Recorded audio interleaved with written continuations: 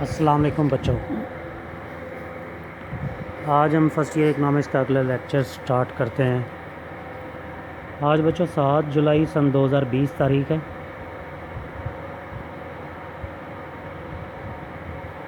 اور ہمارا ٹاپک ہے سرمایہ کی اہمیت۔ بچوں اس سے پہلے ہم نے لیکچر کے اندر سرمایہ کے فرائض دیکھے تھے کہ سرمایہ کون سے فنکشن سر انجام دیتا ہے، کون سے فرائض سر انجام دیتا ہے۔ اس میں ہم نے بچوں دیکھا تھا کہ سرمایہ مزدوروں کو مشینیں اور آلات فراہم کرتا ہے، کاریگروں کو خام مال فراہم کرتا ہے، عمارات کارخانوں کی سرمایہ میں شامل ہیں، پیداوار میں سرمایہ کے استعمال سے پیداوار میں اضافہ اور مصارف پیدائش میں کمی ہو جاتی ہے، سرمایہ ہی ذرائع نقل و حمل فراہم کرتا ہے، مزدوروں کی گزر اوقات کا ذریعہ سرمایہ ہے کیونکہ سرمایہ کو استعمال کر کے مزدور کام کرتے ہیں اور عمل پیدائش میں حصہ لیتے ہیں اور اشیاء کو پیدا کرتے ہیں۔ بچوں سرمایہ کی بدولت تقسیم کار کے اصول کو اپنایا جاتا ہے کیونکہ بھاری اور جدید مشینوں، پیچیدہ مشینوں کے ذریعے اشیاء کو بڑے پیمانے پر تیار کیا جاتا ہے، تو بڑے پیمانے پر تقسیم کار کے اصول کو اپنایا جاتا ہے جس سے پیداوار آسان ہو جاتی۔ پھر آخری ہم نے فرائض میں دیکھا تھا کہ پبلسٹی اور پروپیگنڈا، اشتہار بازی کی جاتی ہے ریڈیو ٹیلی ویژن اخبارات کے ذریعے، تو وہ یہ بھی سرمایہ کی مرہون منت ہے۔ بچوں آج ہمارا ٹاپک ہے سرمایہ کی اہمیت۔ بچوں سرمایہ کی اہمیت آج کے جدید دور کے اندر بہت زیادہ اہمیت اس کی ہماری معاشی زندگی میں بڑھ چکی ہے۔ جس طرح سے انسان کے جسم کے اندر خون ہے جس سے زندگی رواں دواں ہے، بالکل اسی طرح جدید صنعتی نظام کا عمل پیدائش سرمایہ کے بلبوتے پر چل رہا ہے، یعنی مشینری، آلات و اوزار، خام مال، سڑکیں، ریلیں، نہریں، بحری جہاز، ہوائی جہاز، بحری اور ہوائی راستے، ڈیم، بجلی گھر وغیرہ، ان کی وجہ سے جدید صنعتی نظام جو ہے اس کے اندر اشیاء کی پیدائش ہو رہی ہے، لہٰذا ہم اس کی اہمیت کا اندازہ درج ذیل امور سے لگائیں گے یا درج ذیل باتوں سے لگا سکتے ہیں۔ پہلی بات ہے قدرتی ذرائع سے استفادہ۔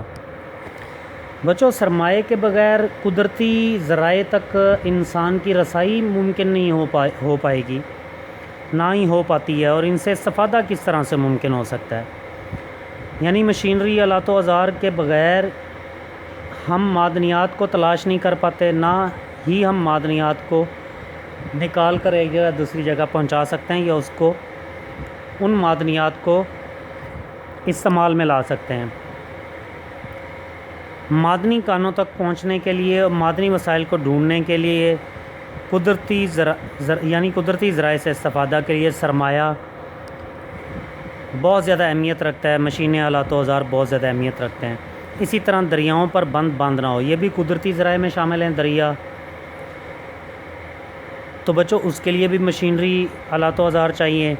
نہروں کی کھدائی کرنی ہو اس کے لیے بھی مشینری، آلات و اوزار چاہیے۔ جنگلات سے لکڑی کاٹنی ہو، آلات و اوزار چاہیے۔ شہروں تک لانے کے لیے ذرائع نقل و حمل کی ضرورت پڑتی ہے، تو اس کے لیے بھی جو ہے وہ سرمایہ بہت زیادہ اہمیت رکھتا ہے کیونکہ یہ بھی سرمایہ میں شمار ہوتا ہے۔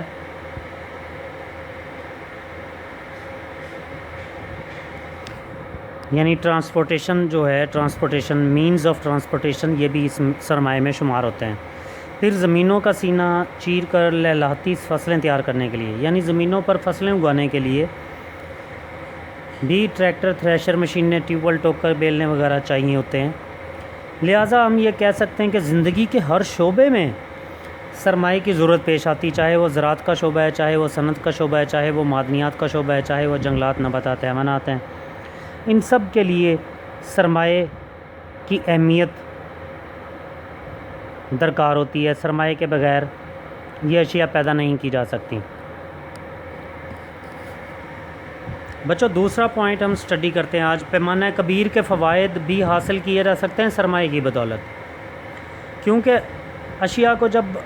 بڑے پیمانے پر کروڑوں افراد کے لیے تیار کرنا ہو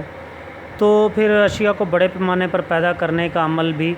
سرمایہ کی وجہ سے ممکن ہوگا، کیونکہ کروڑوں افراد کی اشیاء ضرورت کو پیدا کرنے کے لیے جدید مشینری، جدید آلات اور سرمایہ کی مدد سے ہی خریدا جا سکتا ہے اور پیمانہ کبیر کے فوائد حاصل کیے جا سکتے ہیں۔ ترقی یافتہ ممالک مثلاً امریکہ، برطانیہ، کینیڈا، جرمنی، جاپان، آسٹریلیا وغیرہ میں جو بہت بڑی مقدار میں اشیاء پیدا ہو رہی ہیں وہ سرمایہ کی ہی مرہون منت ہیں۔ وہ مشینری، آلات و اوزار، عمارات اور ٹرانسپورٹ کے ذرائع جو ہیں ان کے ذریعے ہی اتنی بڑی مقدار کے اندر اشیاء پیدا کی جا رہی ہیں کہ یہ ممالک اپنے ملک کی ضرورت کو پورا کرنے کے بعد دنیا کے دیگر ممالک کے لوگوں کی ضروریات کو بھی پورا کر رہے ہیں۔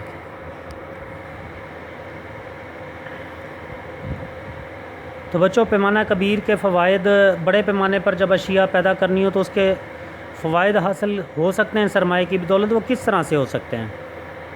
بچوں جب اشیاء کو بڑے پیمانے پر پیدا کیا جاتا ہے جدید مشینری اور آلات و اوزار کی مدد سے تو پھر کفایتیں حاصل ہوتی ہیں، یعنی جب بلک مقدار کے اندر خام مال کو خریدا جاتا ہے، پھر مینز آف ٹرانسپورٹیشن کے ذریعے یعنی ذرائع آمد و رفت کے ذریعے انہیں فیکٹریوں تک لایا جاتا ہے تو وہ سستا مل جاتا ہے اور سستا کرایہ بھی اس کا سستا پڑ جاتا ہے، جس کی وجہ سے پیمانہ کبیر کے فوائد پھر حاصل ہو جاتے ہیں۔ اسی طرح جب بڑی مقدار کے اندر اشیاء تیار کی جاتی ہیں کارخانوں کے اندر تو وہاں پر جو ہے وہ جدید مشینری، آلات و اوزار کا استعمال کر کے مزدور کم وقت میں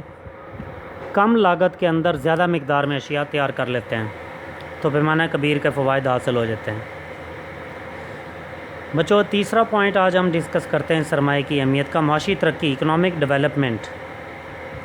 تو بچوں کوئی ایک شخص انفرادی طور پر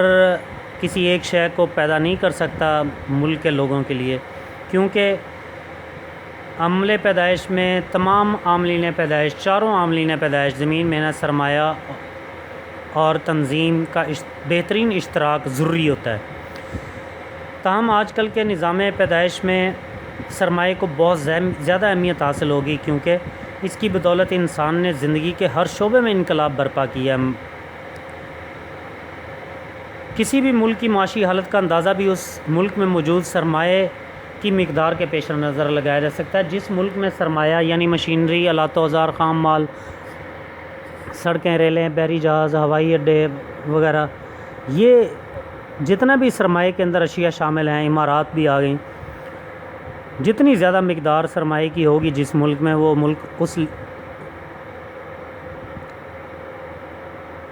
ملک زیادہ ترقی یافتہ ہوتا ہے، وہ ملک اس رفتار سے تیزی کے ساتھ ترقی کر رہا ہوتا ہے۔ لیکن جس ملک میں سرمایہ وافر مقدار میں موجود نہیں ہوتا بلکہ سرمایہ کی قلت سے دوچار ہوتا ہے تو وہ معاشی مسائل سے بھی دوچار ہوتا ہے اور وہ ترقی پذیر ملک کہلاتا ہے۔ تو بچوں کسی بھی ملک کی معاشی ترقی کا اندازہ اس ملک میں موجود سرمایہ یعنی مشینری، جدید قسم کی مشینری، آلات و اوزار اور اس کے علاوہ نہریں، سڑکیں، دریا، بحری جہاز، ہوائی اڈے، بجلی گھر، ڈیمز وغیرہ کی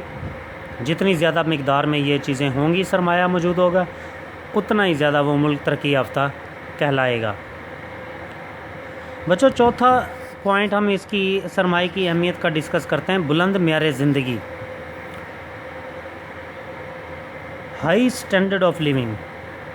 بچوں جس ملک کے اندر سرمایہ کی فراوانی ہوگی وہاں پر عوام کا معیار زندگی بلند ہو جاتا ہے، لیونگ سٹینڈرڈ ہائی ہو جاتا ہے۔